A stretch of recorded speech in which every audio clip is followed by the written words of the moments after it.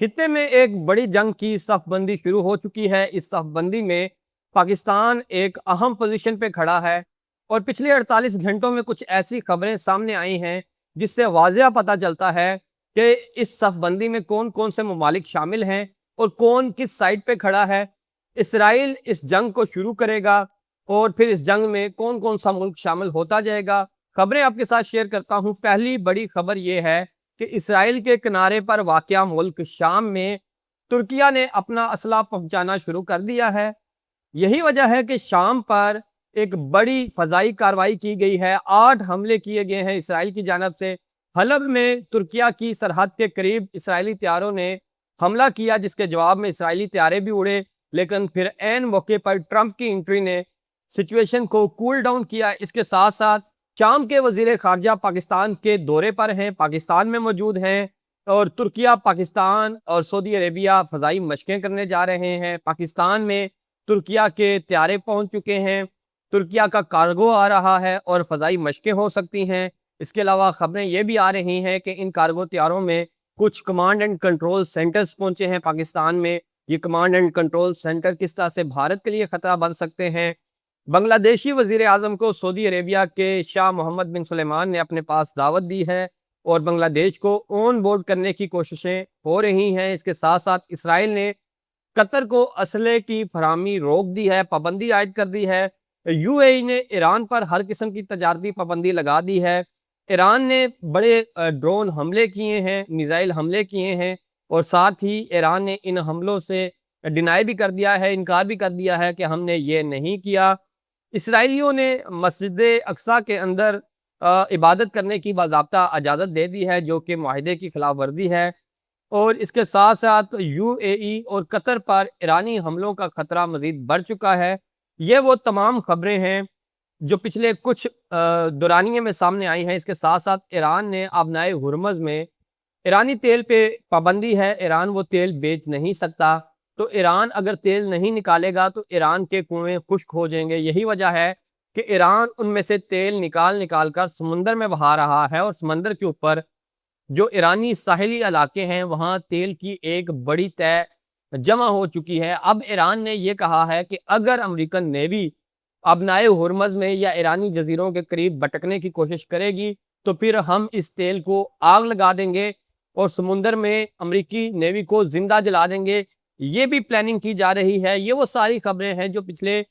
48 گھنٹوں میں سامنے آئی ہیں۔ اب ان خبروں کے تناظر میں اگر اس خطے کی سچویشن کو ایکسپلین کیا جائے تو جو پہلا سوال ہے وہ یہی ہے کہ کیا کسی بڑی جنگ کی بنیاد پڑ چکی ہے؟ تو جی ہاں، جنگ کی بنیاد تو تب ہی پڑ گئی تھی جب امریکہ اسرائیل نے ایران پہ حملہ کیا تھا، اور اس حملے کے پیچھے امریکہ کے مقاصد کچھ اور تھے، اسرائیل کے مقاصد کچھ اور تھے، اور اسرائیل کا مقصد نمبر 1 یہ تھا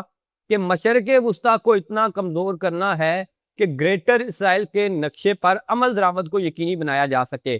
اسرائیل کے ان عزائم کو دیکھتے ہوئے پھر پاکستان، ترکیہ، مصر اور سعودی عربیہ ایک پلیٹ فارم پہ آئے۔ آپ نے ابتدائی طور پر ایک معاہدہ دیکھا جس میں پاکستان، سعودی عربیہ اور ترکیہ شامل ہیں، مکہ پیکٹ دیکھا آپ نے۔ اس میں اور بھی ممالک شامل ہونے والے ہیں۔ پاکستان کا کویت کے ساتھ آپ نے ڈیل دیکھی، پاکستان کی سعودی عربیہ کے ساتھ ڈیل دیکھی۔ اب خبریں یہ ہیں کہ بنگلہ دیش کے وزیر اعظم کو بلایا گیا ہے محمد بن سلمان کی جانب سے، اور کیونکہ اگر اس خطے میں جنگ ہوئی تو اس جنگ کے جو مرکزی کردار ہوں گے، جہاں ایک سائڈ پہ مسلم ممالک ہوں گے تو وہیں ایک دوسرا گروپ بھی سامنے آ رہا ہے جس میں اسرائیل ہے، جس میں بھارت ہے۔ ممکنہ طور پر اس ملک میں غدار اعظم متحدہ عرب امارات بھی شامل ہوگا، اور پھر اس طرح یہ جو نئی صف بندی ہے، اس صف بندی میں جو شامل ممالک ہیں ان کے گرد گھیراؤ کرنے کے لیے ضروری ہے کہ بنگلہ دیش بھی آن بورڈ ہو۔ تو بنگلہ دیشی وزیر اعظم کو محمد بن سلمان نے بلا لیا ہے۔ اب شام کے اندر جو ترکیہ ہے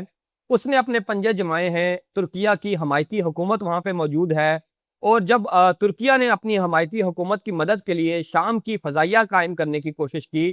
خبر یہ تھی کہ حلب کے ابو الظہور ہوائی اڈے پر، ایئر بیس پر ترکیہ ایک نئی شامی ایئر فورس کو بنانے کے لیے کوشاں تھا، اور وہاں پہ شامی پائلٹس کو تیاری دی جانی تھی، اور پھر شام نے پاکستان سے ممکنہ طور پر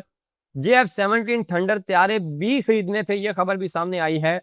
تو اسرائیل نے اس ایئر بیس پر جب وہاں پہ ترکیہ کے وفد نے دورہ کیا، جیسے ہی وہ وفد وہاں سے واپس گیا تو شام نے اس ایئر بیس پر حملہ کر دیا، 8 حملے کیے گئے، رن وے تباہ کی گئی، انفراسٹرکچر تباہ کیا گیا، جس کے بعد سے کیونکہ وہ حلب کی ایئر بیس ترکیہ کی سرحد کے قریب ہے تو ترکیہ کے طیارے بھی میدان میں آ گئے اور ترکیہ کے طیارے اسرائیلی طیاروں کے پیچھے گئے، لیکن اینڈ پہ ٹرمپ نے اس میں بیچ بچاؤ کروایا اور یہ ترکیہ اور اسرائیل کی جو فضائی کنفرنٹیشن ہے یہ نہیں ہو سکی، اس کو روک لیا گیا۔ لیکن اب وہ جو دھواں شام کے اندر اٹھ رہا تھا وہ ایک چنگاری میں بدل چکا ہے، اور اس وقت شام کے جو وزیر خارجہ ہیں وہ پاکستان پہنچے ہیں، اور ترکیہ کیونکہ شام میں انوالو ہے، شام کے وزیر خارجہ کا پاکستان پہنچنا یہ اہم سمجھا جانا چاہیے۔ اور اس ساری سچویشن میں پھر ترکیہ کے کارگو طیاروں کا پاکستان آنا، مشترکہ ہنگامی جنگی مشقوں کا اعلان کرنا، اور اس کے ساتھ ساتھ ایران جو اقدامات اٹھا رہا ہے، ایران نے قطر اور متحدہ عرب امارات کو پھر سے نشانے پہ رکھ لیا ہے۔ اور آپ دیکھیں کہ قطر جو اتحادی ہے امریکہ کا، اسرائیل نے امریکہ کے ساتھ مل کے اس پر اسلحہ بیچنے کی پابندی لگا دی ہے۔ اب قطر کو کوئی دفاعی ساز و سامان نہیں بیچا جائے گا۔ مڈل ایسٹ کی یہ سچویشن پاکستانیوں کے لیے، پاکستان کے لیے اہم ہے، کیونکہ جب وہاں پہ سب کچھ ہوگا، جب پاکستان اس میں انوالو ہوگا تو پاکستان کو قابو کرنے کے لیے پاکستان کے مشرق سے بھارت کو پاکستان پر لانچ کیا جائے گا۔ یہی وجہ ہے کہ بھارت کو قابو کرنے کے لیے بھارت کے مشرق میں موجود بنگلہ دیش کو آن بورڈ لیا جا رہا ہے، تاکہ وہاں سے پھر بھارت کو قابو کیا جا سکے،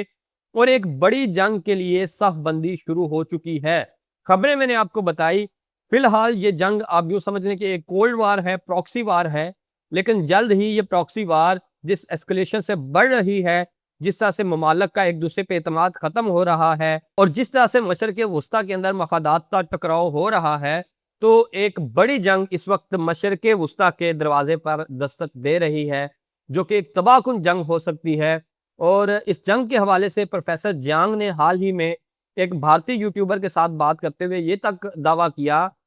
کہ مشرق وسطیٰ کی جنگ یقینی ہے، اور اس جنگ میں اسرائیل اللہ نہ کرے کہ ان کی یہ پیش گوئی سچ ثابت ہو، لیکن انہوں نے اب تک جتنی بھی پیش گوئیاں کی تقریباً سچ ثابت ہوئی ہیں۔ انہوں نے یہ پیش گوئی کی کہ اسرائیل گریٹر اسرائیل کو بنانے میں کامیاب ہوتا ہوا دکھائی دے رہا ہے، اور اگر آپ پچھلے کچھ عرصے میں اسرائیل کو دیکھیں تو اسرائیل نے کتنے ہی مسلمان ممالک پر حملے کیے، غزہ ہے، لبنان ہے، جارڈن ہے، شام ہے، اس کے ساتھ ساتھ ایران میں حملے کیے گئے، عراق میں حملے کیے گئے، تو تقریباً جتنے بھی ممالک جو اس کے گریٹر اسرائیل کے پلان میں آتے ہیں تقریباً تمام پر اس وقت حملے کیے گئے ہیں